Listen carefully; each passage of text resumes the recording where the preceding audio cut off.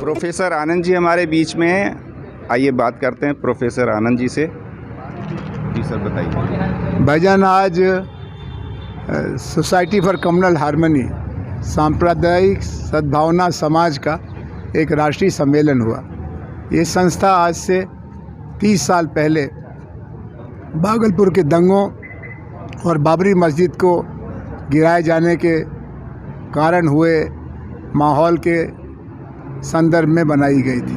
पिछले 30 साल में इस संस्था ने देश के सर्वोच्च स्तर पर सांप्रदायिक सद्भावना को बढ़ाने का काम किया था। पिछले कुछ वर्षों से इस संस्था को नई पीढ़ी से जोड़ने की कोशिश हो रही थी।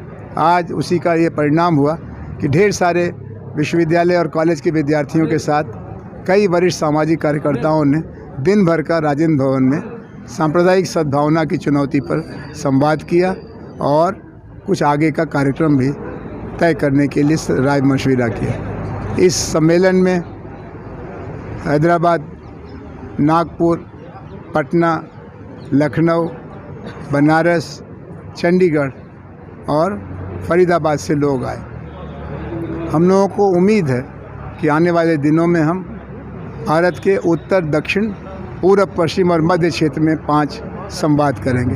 हम लोगों ने ये भी तय किया है कि यूथ फॉर हार्मनी यानी युवाओं का मोर्चा और विमेन फॉर हार्मनी यानी महिलाओं का मोर्चा, ये भी जल्दी से जल्दी तैयार करेंगे, जिससे कि इस देश का जो स्वभाव है सद्भावना का, मैत्री का, प्रेम का, वो स्वभाव न बिगड़े और खाली सत्ता की राजनीति के लिए नफ़रत की जो खेती हो रही है उस काम को रोका जा सके।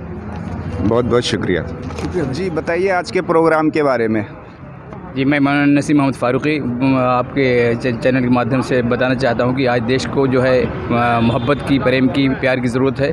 और उसी सिलसिले में जो आज तमाम वफ़द, तमाम प्रतिनिधि मंडल जो है 300 के करीब जो है ग्रुप वाइज पूरे देश में काम कर रहे हैं। जो आज के वक्त में जो है ज़ाति और धर्म का तो जहर नहीं बल्कि एक राजनीतिक जहर बोया गया है।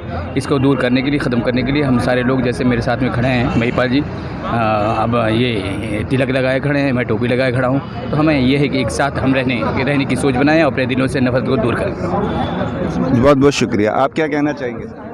कम्युनल हार्मनी सोसाइटी ने आज अपना पहला नेशनल कन्वेंशन किया है। प्रोफेसर आनंद कुमार जी, फैसल खान जी और भी बहुत सारे लोग यहाँ उपस्थित रहे और पूरे हिंदुस्तान भर से लगभग 300 लोगों ने यहाँ अपनी शिरकत की। काफ़ी महत्वपूर्ण मुद्दों पर विचार विमर्श हुआ, लेकिन सबसे महत्वपूर्ण इस वक्त एक ही बात, अभी यात्रा भी हुई 23 जनवरी से लेकर 30 जनवरी तक, नफ़रत छोड़ो, दिल जोड़ो, संविधान बचाओ, इन सब मुद्दों पर यही विचार यहाँ पर आया कि इस वक्त ये मुल्क जो विविधताओं से भरा देश है, सब जाति धर्म के लोग यहाँ बहुत मोहब्बत से हज़ारों सालों से रहते आ रहे हैं। जैसा स्वामी विवेकानंद जी ने भी कहा कि वो तमाम धर्म ग्रंथ तभी हमारे काम के हैं जब वो किसी व्यक्ति को प्यार मोहब्बत दे सकते हों, और इन्हीं सब मुद्दों पर बात हुई।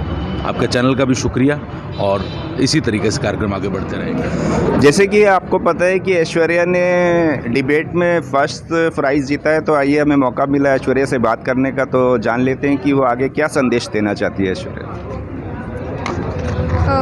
अच्छा, ठीक है। कम्युनल हार्मनी के बारे में तो जैसा कि उन्होंने अंदर भी बताया और ये सब रियलाइज़ भी कर पा रहे हैं कि इनटॉलरेंस हमारी कंट्री में थोड़ी बढ़ रही है। और ये सिर्फ उनके बोलने से या मेरे बोलने से सीधा ऑब्वियसली नहीं होता है। बहुत रिसर्चेज़ हैं, सरकारी रिसर्चेज़ हैं जो दिखाती हैं कि हेट क्राइम्स दिन पे दिन बढ़ रहे हैं। तो मुझे लगता है कि एक बार वापस अपनी उस कॉन्शियसनेस में, उस आइडिया में जिसके ऊपर इंडिया बना है, जिसके ऊपर इंडिया की आइडेंटिटी है, जिसके ऊपर हमारा पूरा फ्रीडम स्ट्रगल लड़ा गया था, उसमें वापस झांकने की ज़रूरत है, रिफ्लेक्ट करने की ज़रूरत है। एक बार ये देखने की, बैठ के सोचने की ज़रूरत है कि हम कौन सी दिशा में जा रहे हैं। जिस दिशा में जा रहे हैं क्या वही दिशा है जो हमारे फ्रीडम फाइटर्स चाहते थे ये देश आज से 75 साल बाद जाए?